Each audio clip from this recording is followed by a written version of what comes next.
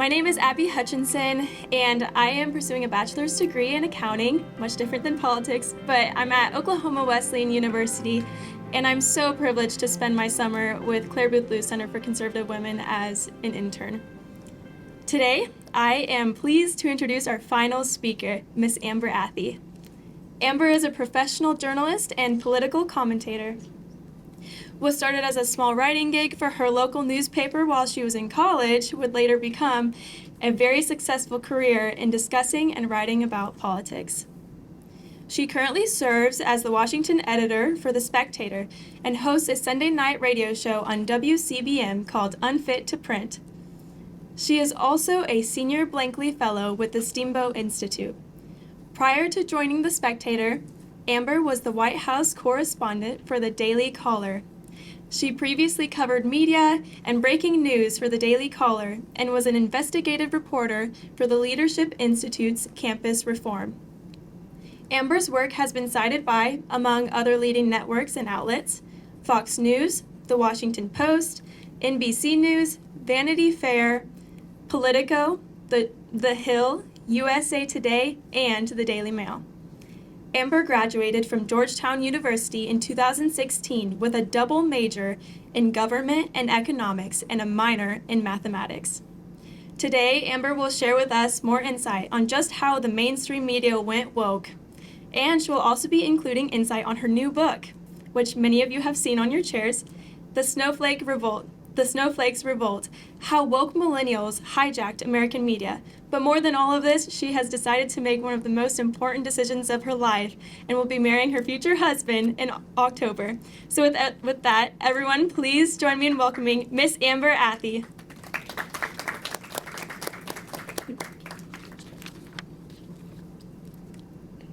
Great job. Thank you so much. Hi, everyone. It is so good to be back here. I think this is my third or fourth year speaking at the annual Intern Summit, so really excited to be back with you all. Clare Luce was such an important part of my college experience. They were pretty much there for me when nobody else really was as an outspoken conservative on campus. And I talk about them a lot in the book, actually, because they were pretty instrumental in helping me stand up to my campus administration when they threatened to pull down a video of one of our events with Dr. Christina Hoff Sommers under the guise of it not being a public event, even though they had literally invited the public. The real reason they wanted to take the video down was because some liberal protesters on my campus decided to show up with these ridiculous signs calling Dr. Sommers a rape apologist and a misogynist, and it was embarrassing for the university. So they wanted the video removed, and Clare Luce basically told them to go take a hike. There's this little thing called the First Amendment in the Constitution, and you cannot violate our rights by telling us to take down the video. And for a young woman on campus surrounded by progressives, that was really important for me to see that you could stand up to these people and have a backbone and not be taken advantage of. The book that I'm talking about, as you know, is called The Snowflakes Revolt, and this book came about basically just from brainstorming sessions with friends. I was planning on writing a book, but I wasn't really sure what I had to say that was important enough to put in a 200-page piece of writing. And my college experience and the experience with Clare Luce came up in that conversation. And later on in my career, I ended up covering the media for quite some time. And we ended up realizing that these two things, the wokeness on campus and the media going further to the left than pretty much ever before, were very, very inextricably tied together. And the reason why is that the media has basically made itself rife for takeover from woke millennials, even more so than pretty much any other major American institution. We see wokeness in the military, in big tech, in the university system, of course, in major corporations, in Hollywood. It's pretty much inescapable. But the media did a couple of things that just made it very, very vulnerable to wokeism. And my goal in writing this book was for people to say more than just, okay, the media is biased. I want people to see how the media became that way in the first place. The media in about the early 1900s in the United States started undergoing a seismic shift that really changed the types of people who were even entering journalism. So it might come as a surprise to some of you to hear that the media wasn't, prior to our current era, just this perfectly objective, unbiased institution. In the early days of the American Republic, the media was existing for the purpose of being an arm of different political parties. The papers were basically created by candidates or pushed by candidates in order to get out their policy positions and convince and persuade the American public to vote for them. It wasn't until the late 1800s and early 1900s when this idea of an objective media came about. And that was when philosophers decided to start instituting all of these rules on journalism about how you're supposed to only present information to people and allow them to decide for themselves. It was all very fact-based. And they decided that in order to prove that journalists could be objective, they had to go through some kind of credentialing process. Previous to this, the media was working class Americans. It was basically a blue collar trade. It was people who were otherwise low skilled workers who didn't want to work in factories, and so they would take on the task of being a citizen journalist, and a lot of them would do it on behalf of political parties. But with the credentialing process to prove that you were properly objective, naturally, you ended up having to go to college. And we all know that college tends to be very liberal and left-wing. The entire higher education system was created basically by, or not created by, but in America, at least in the 1900s, became a place for left-wing academics to practice their radical ideas and impart them onto younger people so that they would go off into society and impart those ideas to the rest of America. And that's exactly what happened. So when individuals who wanted to be journalists had to start going to college in order to become journalists, they became increasingly wealthy. They increasingly came from white-collar backgrounds, and they became more liberal, less religious, and basically created an entire class of people who were very divorced from who the average American was in that time. And that problem has only become compounded in the past 30, 40 years as colleges go further left and as journalism itself has become basically a breeding ground for leftist ideas. According to a 2014 Indiana University survey, 92% of journalists had a college degree compared to about 30% of the overall country. So 92% of journalists have been inculcated in liberal bias on their university campus, join the media, and naturally that bias permeates into their work, whether they intend it to or not, right? It doesn't necessarily matter whether or not the media is this pernicious force that is deliberately using their platforms to spread left-wing ideas, which I will argue they are. But even if they're not, even if they're just unintentionally writing biased stories, if you have 90% of a group of people who all think the same thing and all come from the same background and have no intellectual diversity, it's almost an inevitability, right, that their stories are not going to reflect the concerns or ideas or backgrounds of the average American. Just for comparison's sake, the educational prowess, I guess you could say, of the journalistic class is basically on par with that of senators, Fortune 500 CEOs, Forbes billionaires, and federal judges. And I think we all would agree that journalists are nowhere near that level of success or intellectual ability. About 43.9% of New York Times writers and editors and 49.8% of Wall Street Journal writers and editors attended what are considered to be elite universities, which are some of the worst places for liberal bias. More than 2/3 of new journalists come from white-collar backgrounds, whereas fewer than 10% came from working-class backgrounds. I come from a working-class background, and one of the things that I noticed immediately when I entered the journalism profession in 2016 was how few of my colleagues had a similar life experience to me and how they simply just couldn't understand the plight of middle America during the 2016 election and Trump's popularity because they had never talked to anyone who supported him in basically their entire life.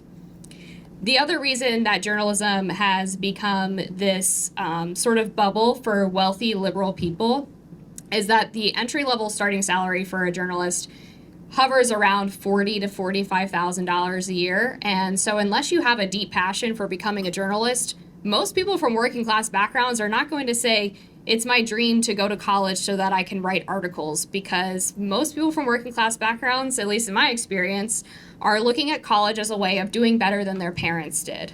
And so you're looking for financial security. You're looking to enter a career or major in something that is going to help you get that level of security and financial stability.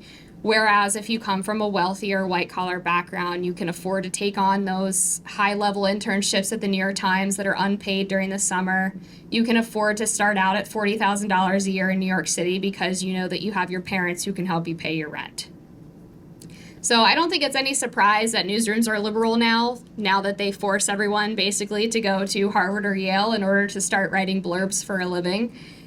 They're staffed with cosmopolitan, highly educated, secular elite who flock towards Chicago, New York City, DC, and Los Angeles. So in the goal of eliminating bias from the news media, the credentialing system just reinforced it, but they just created a new kind of bias, right? So instead of having equally represented media outlets that covered both right and left or whatever the political scale was at the time in the 1700s and 1800s, now we just have a press that is basically all left-wing and all wealthy and all from white-collar backgrounds who went to elite institutions.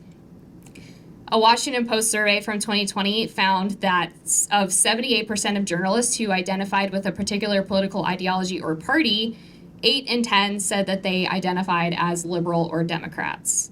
The Media Research Center examined donations to politicians made by the employees of the New York Times, the Washington Post, ABC, CBS, and NBC. And of the 115 employees that they found across the 5 outlets who donated to political candidates, of the 100 and I can't do the math in my head, but 115 of these employees gave to Democrats compared to just 7 who gave to Republicans. And the problem only got worse in 2016, or in 2015 rather, when Trump started running for office, because these journalists who were already basically all left-wing, all biased, decided that they were going to drop any pretense of objectivity whatsoever. They weren't even going to try anymore to hide the fact that they were all this cosmopolitan elite class, because they viewed Trump as this very unique threat to the Republic. But that was what they said. It wasn't really that they viewed him as a threat to the Republic. They viewed him as a threat to them personally. It was more of a personal grievance that they had against him than anything he would do for the country. It was just about the fact that he attacked them. He thought the media was fake news. He thought the media was biased. People weren't listening to the media. The trust in media was at an all-time low. And they thought Trump talking about those issues was going to basically destroy their profession. So they did everything they possibly could to try to stop his presidency. And that included changing the entire group of journalistic ethics that we would traditionally understand, at least when the era of objectivity came around, to be a part of being a news journalist. Instead of talking about seeking truth, striving for objectivity, informing readers, instead what journalism became about was holding power to account, speaking truth to power, fighting for the downtrodden, and being a voice for the voiceless. Now, those might be worthy goals for an activist, but for a journalist, we wouldn't think that that is necessarily something that you should be doing when you're writing a news article or presenting information to a reader. What was especially gross about this redefinition of journalistic ethics is that they were selectively applied, right? So, fighting for the downtrodden. Who is the downtrodden to the journalistic class? The downtrodden to the journalistic class is basically any group of people that votes Democrat. So the downtrodden and the voiceless refer to Democratic interest groups like Black women and the queer community, and basically left out anyone who might have been considered marginalized in class terms or in religious terms. The white men who voted for Trump because their manufacturing jobs were being shipped overseas and their sons went to die in a forever war, they were considered privileged under this new definition of journalistic norms. But even among all of the Democratic interest groups that became the journalists' favorite group to write about in a positive manner while bashing everybody else who would threaten their interests, the journalists were the most poor, oppressed people in this new mindset. They thought that Trump was literally killing them by calling them fake news and the enemy of the people, and that their very lives were at stake due to the populist uprising brought in by Trump. So the media had spent years both being liberal itself and then cozying up to the Democratic establishment and liberal causes and left-wing activist groups for their story ideas. And unfortunately for them, when the Democratic Party started to become infiltrated by the progressive left that is increasingly illiberal, meaning they don't believe in basic concepts like free speech, freedom of religion, the Second Amendment, basically everything we hold dear in this country, the media started to become infiltrated by that progressive strain of ideology as well. There were new litmus tests that emerged for both being a Democrat and a journalist, apparently. You have to support abortion up until birth, amnesty for illegal immigrants, a green energy overhaul of the economy, special protections for LGBTQ plus Americans, and you have to believe that America is a fundamentally evil, racist place that needs to be completely changed in order to make it so-called equitable or just.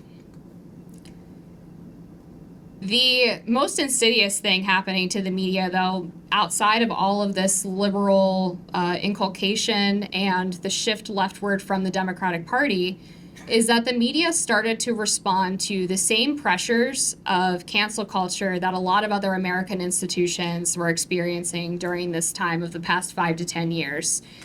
Because they started hiring all of these people from elite institutions 100 years ago, now they're hiring people who, again, are part of the illiberal left who don't believe in freedom of speech. They don't believe in an open debate or open inquiry of ideas. They don't believe in journalism being a place for educating the public. They believe it to be a place of lecturing the public. And they decided to use the newsrooms as their new activist platforms. And if anyone stood in their way, they would get them fired.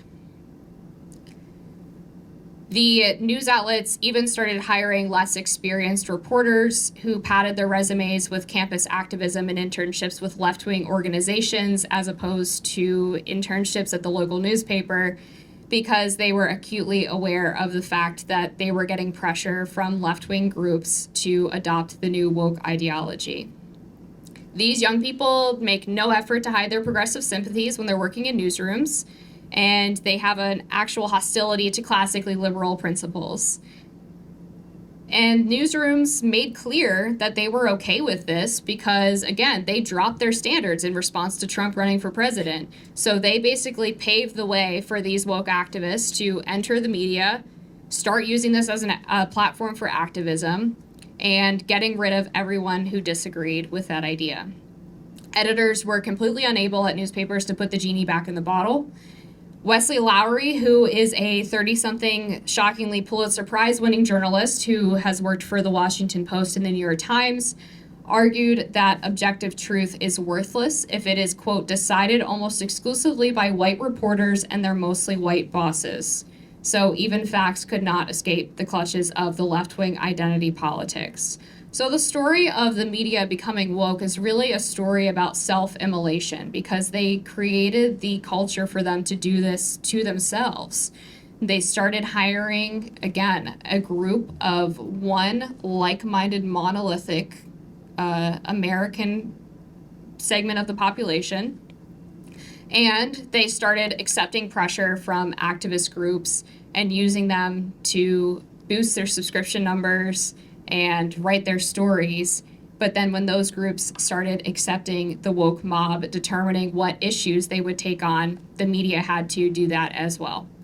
No place was this more evident than at Politico. And I write about these stories in my book, but I think this is the clearest indication of how newsrooms have really been taken over by the mob. And I'm sure this is very similar to something that you all have experienced on your college campuses, where left-wing students bully the administration, bully professors, and bully conservative students into either being silent or publicly agreeing with their ideas so that they don't have to actually debate them. At Politico, there was a moment in 2020, December of 2020, when the Playbook newsletter, which some of you might be familiar with, it used to be basically required reading every morning in DC. You would read Politico Playbook to see what the news stories of the day were. You would read the spotted section to see who was at the big parties last night. And at some point, quite a few of the people who wrote the playbook decided to leave and start their own organization. So Politico started the process of trying to replace who was writing this daily newsletter. And during this process, they decided to bring in a couple of guest writers, and they brought in people of all different political stripes. And this wasn't a problem until Ben Shapiro guest wrote an edition of Politico Playbook. This was considered so disgusting to staff members within Politico, some of whom are not even journalists, that they decided to write a letter to their editor to complain about his decision to bring in Ben Shapiro. They demanded an apology. They demanded that they take down the Ben Shapiro newsletter. And to their credit, the Politico editors refused to do any of that, and they stood by Ben Shapiro's guest edition of Playbook. But this basically set the tone for the rest of the next couple of years at Politico, because the woke staffers who had wrote this letter realized as they looked around, wow, there's a majority of us. Most of us all agree with this idea of canceling people we disagree with. We should do this more often, get together and try to set the editorial tone of the paper, and the editors will just have to deal with it because there's too many of us for them to shut us down. And so that's exactly what they did. In March of 2021, a reporter named Gabby Orr, who used to work at CNN, but years and years ago was at Campus Reform. She's a conservative woman, but didn't obviously share that when she was working at Politico, wrote an article about how the Republican Party was protecting women's sports heading into the midterm elections of 2022. And the whole idea for her was to talk about this wedge issue, to talk about the legislation that Republicans were proposing in an attempt to protect women's sports, and then talk about the left-wing response. Well, this article was, it became a battleground for her versus her colleagues, because her colleagues decided that the article was transphobic. Gabby Orr was actually called into a struggle session meeting with the director of editorial diversity initiatives, which is not a position that should exist at any newspaper, in my opinion. But she was called into a meeting with this woman and two of her colleagues, who told her that her voice or her article was transphobic because it did not quote any transgender people, even though she had extensively quoted a senior council member at the Human Rights Campaign, which is an activist organization for LGBTQ plus issues. They complained that she quoted conservatives, such as American Principles Project Director Terry Schilling and former White House policy advisor Stephen Miller, without quote-unquote contextualizing their comments as transphobic. And the comments that they thought were transphobic were that Terry Schilling mentioned that transgender people are a very small minority of the American population, and therefore we shouldn't be making public policy solely on their behalf. And Stephen Miller had said something about how there are obviously innate biological differences between men and women. That is transphobic too, according to Gabby Orr's colleagues at Politico. They also complained that she had previously worked for the Washington Examiner, saying it was proof that she was a secret conservative and that she had only written this article to pursue her own activism, which is very ironic considering what they were doing in that very moment by lecturing her about it. She was told at the end of the meeting that all future articles on transgender issues had to have sensitivity readers to make sure that she was being properly supportive of the trans community. Again, that should not be the job of a journalist. That's the job of an activist who is specifically supporting transgender causes. But for a news reporter, I don't see any reason why it would be appropriate to be lectured about trans activists about how you're allowed to write about an issue. And yet, the company, just a few months later, decided to actually bring in a group of transgender activists to teach the newsroom how to report on transgender issues in a, quote, more comprehensive and inclusive way. In another Zoom meeting, 3 transgender activists told Politico editors that what they consider the neutral position on transgender issues was created by white cisgender men and thus cannot be trusted to be accurate. Gendered words are rooted in exclusion and can actually cause trauma for transgender and gender-neutral individuals. And one former Politico reporter said that panelists complained that the word mother could potentially be offensive when used by reporters. And they also mocked reporters who had a difficult time grappling with the grammatical implications of using they, them to refer to a singular person. So this was an attempt for these activists to use Politico as basically their own personal platform to push their idea of gender ideology, as opposed to actually writing about events in a factual way, which would be to obviously refer to people as what they are and not what they think they are. One individual at the event said, "So many non-trans journalists get caught up in the meaning of certain words," which is the job of a journalist, to care about the meaning of words. "They don't realize that the many ways that a certain word can mean different things to different people, and the ways in which various languages carry trauma and carry triggering motivations for folks, and how our feelings about the meaning of certain words are rooted in exclusion." Another panelist said, "The job of journalists historically has always been to speak truth to power, and it's a violation of journalistic ethics to entertain any conversation that paints transphobia as legitimate." These radical views continued to permeate the newsroom at Politico to the point that they actually released a new style guide abiding by the idea that gendered language was transphobic. So they banned words like mankind, man-made, manhunt, waiter or waitress. They banned the use of biological gender, biological sex, biological woman, female, man, male. They banned illegal immigrant or illegal alien. They banned the term chain migration, and they got rid of the word third world countries because it was considered too derogatory. In a special section for standards on culture and inclusivity, the style guide warned reporters that they may not use terms like pro-choice or pro-life outside of quoted material, and instead use terms like abortion rights supporter, or anti-abortion. So they ensured that any reporters at the outlet who had any ideas of writing about things objectively, or God forbid, from a right-leaning perspective, would immediately have their work changed by an editor who would put in the proper terminology. It's a very Orwellian way, obviously, of looking at journalism. And Politico is not the only place that this has happened. The Washington Post, the New York Times, The Hill, pretty much every mainstream legacy media outlet has become victim to woke staffers determining the editorial direction of the paper and instituting actual editorial changes in order to ensure that their ideology gets pushed over anything else. At the New York Times, some of you might have heard about this story where a op-ed that was written by Senator Tom Cotton led to the dismissal of several editors at the paper. This op-ed was written in the summer of 2020 in response to the George Floyd riots, and Tom Cotton's proposal was to send in the National Guard to stop people from rioting.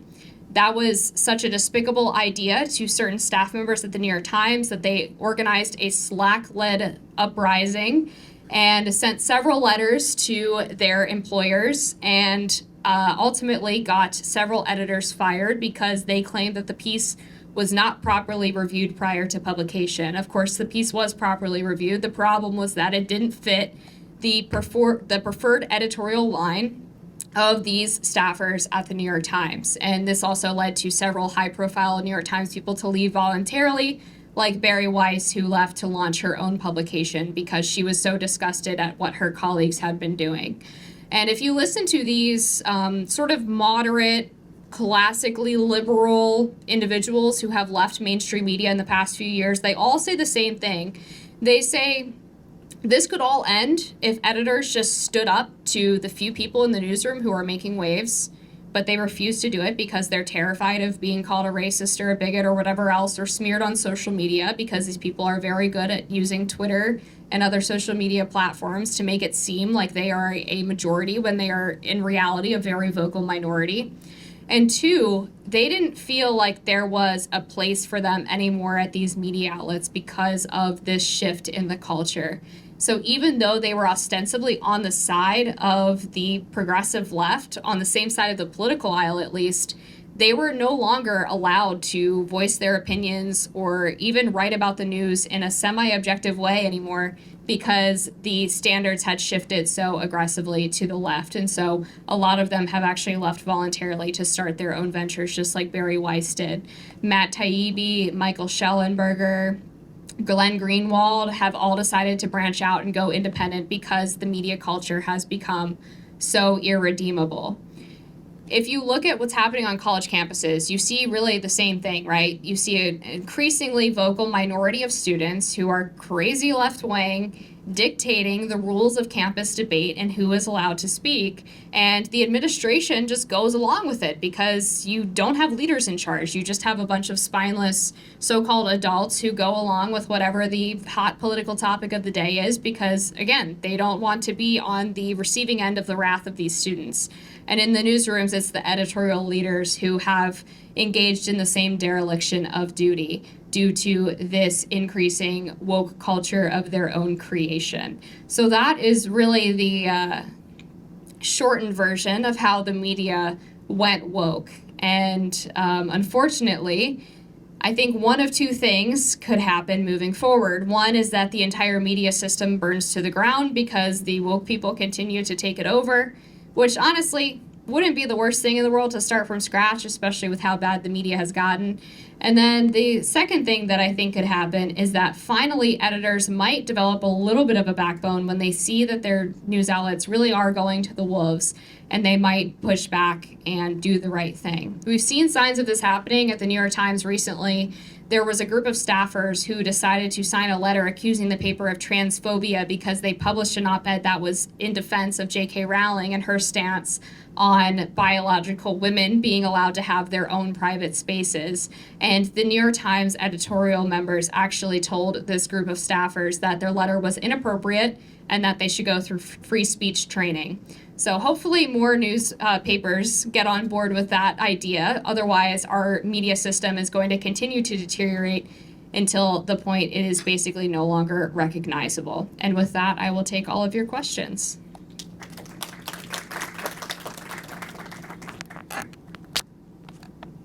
Go ahead. I know you. Hi, how are you? Good. How are you? Good to see you. Just to remind you, my name is Madeline Stickel, just graduated from Arizona State. I started out as a journalism major. Yeah. Did not stick with it. And so you talked a little bit about what we should do for professional newsrooms and how to fix the situation there. But what about in journalism schools? I mean, I went to a supposedly objective journalism school in the Cronkite School at Arizona State. And yet my professors, when I would turn something in that I looked at and thought it was objective, I sent it to a liberal friend just to make sure, or my mother who's a liberal, just to make sure. And they were like, yeah, this looks great. I don't see any problem with it. I sent it to the professor and they're like, well, you're not advocating for this person enough. And this is at an objective school, and there really are two schools of thought on that. Some schools, like Ithaca, for example, really is not into any idea of objectivity at all, whereas Cronkite at least thinks it is. Yet the professors do not. So what do you see as the way to solve this problem at the college level where students are still in these journalism schools, whether they should be there or not?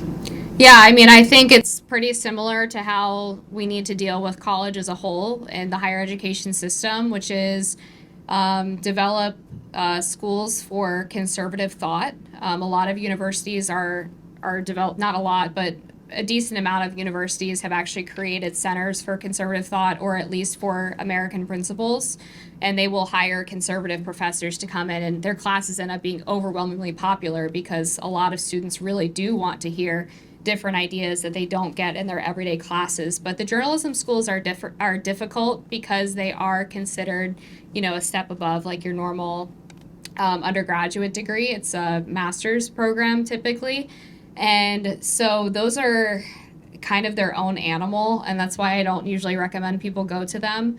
But if I were to have control of a journalism school and be able to reform it, what I would do first and foremost is get back to the basics of how to write a lead, how to structure a news story, how to develop sources. Because my understanding, I didn't go to journalism school, but my understanding is that from people who have been there, they say we spend so much time focused on learning about different schools of political activism and how to advocate for certain groups in our writing and quibbling over whether or not certain words are objective, as opposed to learning the basics of writing a news story. And I have to say, out of the interns that I've hired or the fellows that I've hired, the ones who have the worst writing skills are always the journalism majors, and that's an undergrad degree, obviously, but it just seems like they've really gotten away from teaching how to actually do the profession, and they're more interested in training this new group of activists. And that's a problem across pretty much any college major, besides maybe econ, but even then, there's still some bias. So it's definitely a campus-wide issue and not relegated to journalism schools. The problem is that most of the mainstream papers will only hire from a journalism school graduate. And so I'm really big on trying to return journalism to be a working class profession again, where you only need a high school degree and maybe some kind of certification program to be able to do it. When I was at the Daily Caller, we hired tons of people who were just high school graduates or had started college and ended up dropping out halfway through their internship so they could come work for us. And they ended up being extraordinarily talented and hardworking because it really is a profession where you can learn on the job. So I am always big on trying to advocate, especially for conservative institutions and conservative media outlets, to give opportunities to people who don't go to college or who don't major in journalism.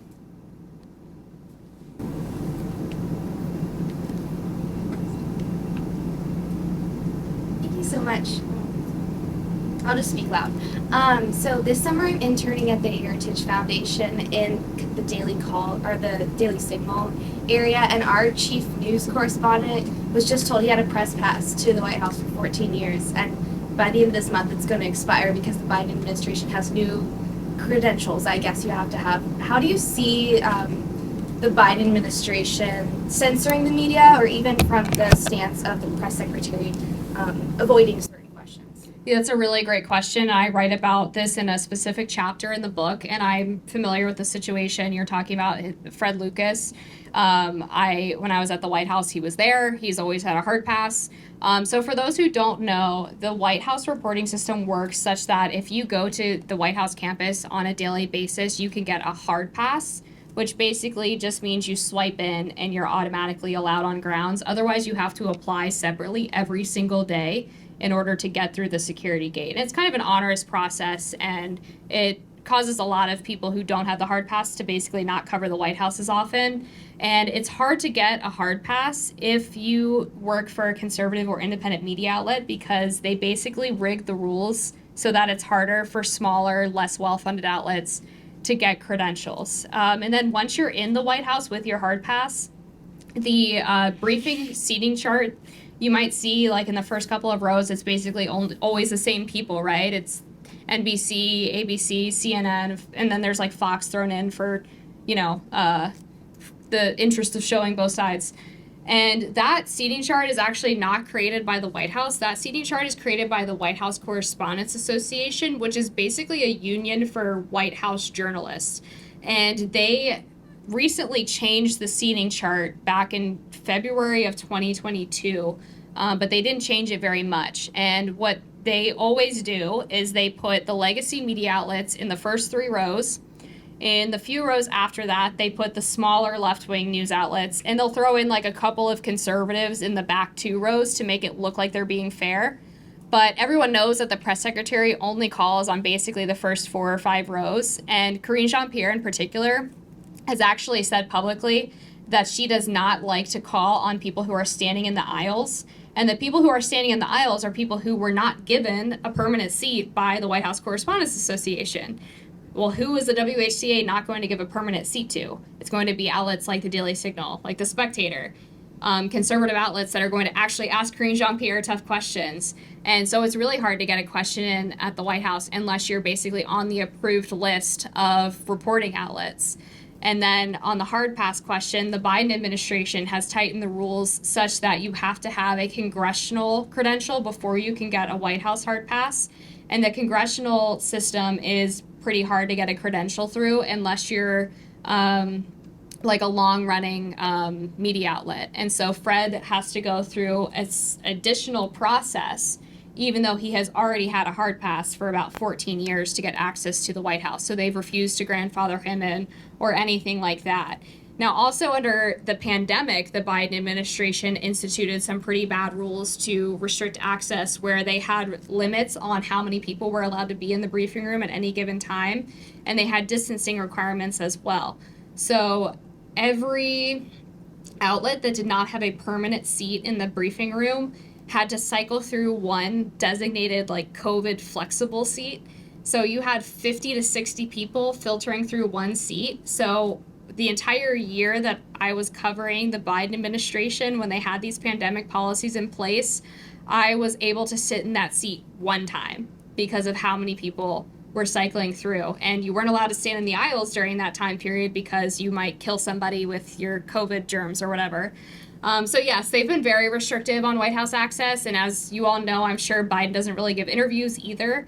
So across the board, they have been one of the least accessible administrations, even worse than former President Barack Obama in modern history in terms of press access. And you would think that the White House Correspondents Association and other journalists would be crying loudly about this, because they love to complain when conservatives don't give them interviews or Republicans don't go on their TV programs, and yet they won't say anything because naturally they all love Joe Biden.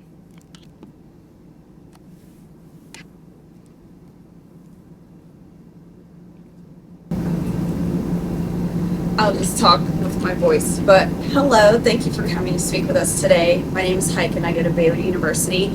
I currently work with Campus Reform right now. It's been great, and I had the pleasure of meeting Gabby Orr through my internship with the National Journalism Center under YAF. I wanted to ask about your experience with Campus Reform and what it helped you learn, how it helped you grow professionally, and what you would suggest I do to continue to optimize my opportunity with them. Definitely. So as I mentioned, I did not major in journalism. I didn't go to journalism school. Campus Reform hired me right after I graduated. I'm not really sure why. I had no experience. I had basically written a couple of articles for my local newspaper, and they were all opinion pieces. But the Leadership Institute in general is a really great training ground for conservatives. So the entire year that I was at Campus Reform, I really just learned how to be a reporter. I learned how to write a news lead. I learned how to prioritize the most important information at the top. Did mine just go out too? Oh no. How to prioritize the most important information at the top of a news article, how to develop sources, how to find original content, and all of these other really important parts of being a journalist. And then I also did about 4 or 5 TV trainings while I was there, and those were hugely helpful. I had never been on TV before. I didn't know how to conduct myself during a news interview, and there's so many little things you don't think about. It's not just the speaking, but it's what do you wear? How do you style your hair on TV? What kind of smile looks best? I mean, I literally was in the mirror practicing a soft smile for being on TV, which is great because now I'm getting married, and so I have the perfect smile for wedding photos. But there's a hugely helpful just list of trainings that you can take at LI that you should definitely take advantage of while you're there.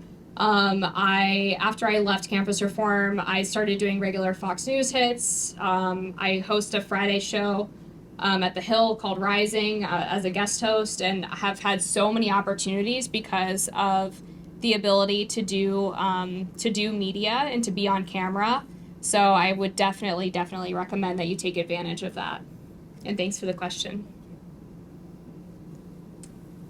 Hi, I'm Alexa, Hi. and thank you so much for coming here to speak today. And I was just going to ask you, where do you get your news, and do you recommend us to, get news from different sources across the aisle, and just what you think about that? Yeah, definitely. So I do actually read the Washington Post pretty much daily, mostly because it does have local stories in addition to national stories. And I do try to read left-wing sources just so I kind of know what they're saying, right? I want to hear what their arguments are. I want to see how they're framing the news. But for just like informational sake on a day-to-day basis, I read the Daily Caller pretty much every day. I read Zero Hedge every day. I don't know if y'all are familiar with that. It's like, so it's kind of weird, but it's basically like an aggregation website, and they have a bunch of anonymous people that like rewrite the articles or pull out the most important snippets from it. And they cover really interesting, like underreported stories. So they've been doing a lot recently on some of the COVID studies that haven't really been publicized by the mainstream media. They cover a lot of studies, really. They covered today a story about how like religiosity in the U.S. has declined another 10 percentage points or something like that. So I read Zero Hedge every day. Typically when I'm gathering news for my radio show, like the order I go in is Zero Hedge, Daily Caller, Daily Wire, Town Hall, who else? Daily Signal I read. I pretty much go across like all the major conservative news outlets, but I do read the liberal ones too, just to kind of see like the other side. So for example, like I'll read a breaking story on, well, the Spectator obviously, but don't forget the Spectator, that's my work. But if I read like a Daily Caller story, I'll be like, okay, I wonder what, Slate's saying about this. And I'll go read the Slate version of the article and kind of compare them just for my own knowledge. I think it's always good to know what the other side is saying about an issue. And then every morning I actually read the Wall Street Journal in print. And in my opinion, the Wall Street Journal is kind of liberally biased. I know a lot of people would not say that because it's Fox Corp owned, which is the same company that owns New York Post and Fox News, obviously. But I don't know, just reading the Wall Street Journal every day, I'm like, this is not like a conservative news organization in my opinion, but I mostly read the business section, and then I do the crossword. So that's like my daily print reading is the Wall Street Journal, because I like to do the crossword every day because I feel very proud of myself when I finish it without help. Anybody else? Questions? Yes. Hi, my name's Janae Mitchell. Thank Hello. you so much for sharing. So, I was reading in your book and how you kind of ran into trouble with housing for having a Second Amendment pro club. And both my parents didn't go to four-year universities. The fact that I'm going is a big deal. So, did you ever, I guess, have to rear back a little bit in your beliefs to try and not get in too much trouble? And I had another question. Sure. Looking at trying to take back journalism, do you see almost pushing extra hard, like just like with the gun policy, maybe, not just self-defense, but like ARs, like everyone should be able to have what they want, like moving the open window? Do you see that having place? So on the first question, I did not ever pull back. But to be fair, I was never threatened with like expulsion or anything. It was more that the left-wing students would try to report me to the administration, and then I would just defend myself. And I would occasionally get threats from liberal students. I had to file a couple of police reports in undergrad, but I was never like in danger of losing my spot in school, right? So for me, I never had to worry about anything like that. My parents also did not go to college, so I was a first-generation college student as well. And I think their perspective on it was kind of like, don't compromise your principles for this, like it's not worth it. We love you because of how outspoken you are about your values and how you are so passionate about the things that you believe in. And if that were to get you in trouble with like the Georgetown administration, like who cares? Forget them. Like you don't need them, right? I don't know. I just think, especially like nowadays with the way the conservative conversation is changing about higher education, I think it's entirely possible to be successful without a college degree. It can be harder in certain industries. And I definitely think sometimes we kind of are too anti-college just because, and then I'll just get like personal for a second. So my dad was a plumber for his entire life. And he had all kinds of physical health issues because of a lifetime of physical laboring.